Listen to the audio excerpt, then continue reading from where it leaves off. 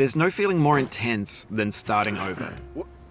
If you deleted your homework the day before it was due, as I have, or if you left your wallet at home and you have to go back after spending an hour in the commute.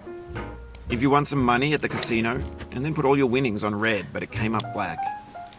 If you got your best shirt dry cleaned before a wedding and then immediately dropped food on it. If you won an argument with a friend and then later discovered that they just returned to their original view. Starting over is harder than starting up.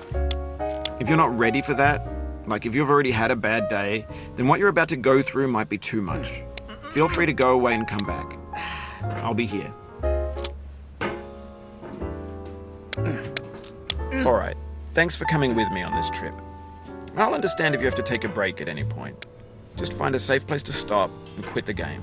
And don't worry, I'll save your progress, always, even your mistakes. It's a homage to a free game that came out in 2002 titled Sexy Hiking. The author of that game was Jazzuo, a mysterious Czech designer who was known at the time as the father of B games. And B games are rough assemblages of found objects. Designers slap them together very quickly and freely, and they're often too rough and unfriendly to gain much of a following. They're built more for the joy of building them than as polished products. In a certain way, Sexy Hiking is the perfect embodiment of a B game. It's built almost entirely out of found and recycled parts, and it's one of the most unusual and unfriendly games of its time. In it, your task is simply to drag yourself up a mountain with a hammer. And that act of climbing, in the digital world or in real life, has certain essential properties that give the game its flavor. No amount of forward progress is guaranteed.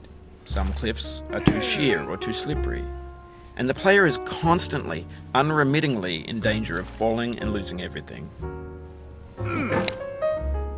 Anyway, when you start Sexy Hiking, you're standing next to this dead tree that blocks the way to the entire rest of the game. It might take you an hour to get over that tree, and a lot of people never got past it. You prod and you poke at it, exploring the limits of your reach and your strength, trying to find a way up and over. And there's a sense of truth in that lack of compromise. Most obstacles in video game worlds are fake. You can be completely confident in your ability to get through them once you have the correct method or the correct equipment or just by spending enough time. In that sense, every pixelated obstacle in Sexy Hiking is real. The obstacles in Sexy Hiking are unyielding, and that makes the game uniquely frustrating. But I'm not sure Jazzuo intended to make a frustrating game. The frustration is just essential to the act of climbing, and it's authentic to the process of building a game about climbing. A funny thing happened to me as I was building this mountain. I'd have an idea for a new obstacle, and I'd build it, test it, and it would usually turn out to be unreasonably hard. But I couldn't bring myself to make it easier. It already felt like my inability to get past the new obstacle was my fault as a player rather than as a builder. Imaginary mountains build themselves from our efforts to climb them, and it's our repeated attempts to reach the summit that turns those mountains into something real. When you're building a video game world, you're building with ideas, and that can be like working with quickset cement. You mold your ideas into a certain shape that can be played with, and in the process of playing with them, they begin to harden and set until they're immutable, like rock. And at that point, you can't change the world. Not without breaking it into pieces and starting fresh with new ideas. For years now, people have been predicting that games would soon be made out of prefabricated objects, bought in a store and assembled into a world. And for the most part, that hasn't happened, because the objects in the stores are trash. I don't mean they look bad or that they're badly made, although a lot of them are. I mean they're trash in the way that food becomes trash as soon as you put it in the sink. Things are made to be consumed and used in a certain context, and once the moment is gone, they transform into garbage. In the context of technology, those moments pass by in seconds. Over time, we've poured more and more refuse into this vast digital landfill that we call the internet. It now vastly outnumbers and outweighs the things that are fresh and untainted and unused. When everything around us is cultural trash, trash becomes the new medium, the lingua franca of the digital age. You can build culture out of trash, but only trash culture. B games, B movies, B music, B philosophy. Maybe this is what digital culture is. A monstrous mountain of trash, the ash heap of creativity's fountain. A landfill with everything we ever thought of in it. Grand, infinite, and unsorted. There's 3D models of breakfast, Gen X's fanfic novels, scan magazines, green screen Shia LaBeouf, banned snuff scenes on LiveLeak. Facebook's got lifelike bots with unbranded adverts and candid shots of Kanye and Taylor Swift mashups, car crash epic failed GIFs, Russian dashcam vids, discussions of McRibs, discarded, forgotten, unrecycled, muddled, rotten, untitled.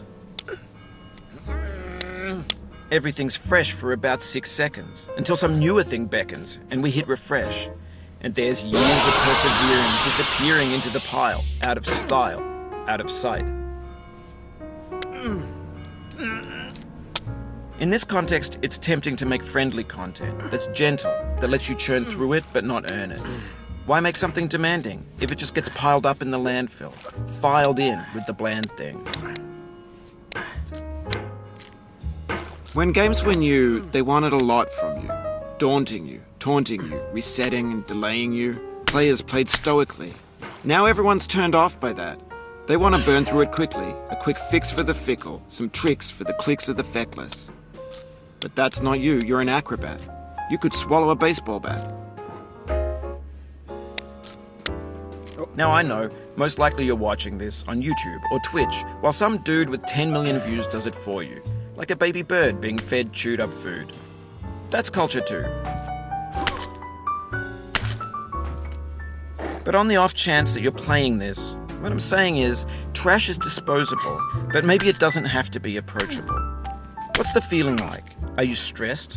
I guess you don't hate it if you got this far. Feeling frustrated? It's underrated. An orange is sweet, juicy fruit locked inside a bitter peel. That's not how I feel about a challenge. I only want the bitterness. It's coffee. It's grapefruit. It's licorice. It feels like we're closer now. Composer and climber, designer and user. You could have refused, but you didn't. There was something in you that was hidden, that chose to continue. It means a lot to me that you've come this far, endured this much. Every wisecrack, every insensitivity, every setback you've forgiven me is a kingly gift that you've given me. We have the same taste, you and I. It's not ambition, it's ambition's opposite. An obdurate mission to taste defeat. You'll feel bad if you win, so I put this snake in for you. Have you thought about who you are in this? Are you the man in the pot, Diogenes? Are you his hand? Are you the top of his hammer? I think not.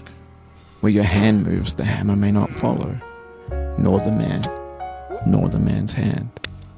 In this you're his will, his intent, the embodied resolve in his uphill ascent. Now, you've conquered the ice cliff, the platforms, the church, and the rectory, the living room and the factory, the playground, the construction site, the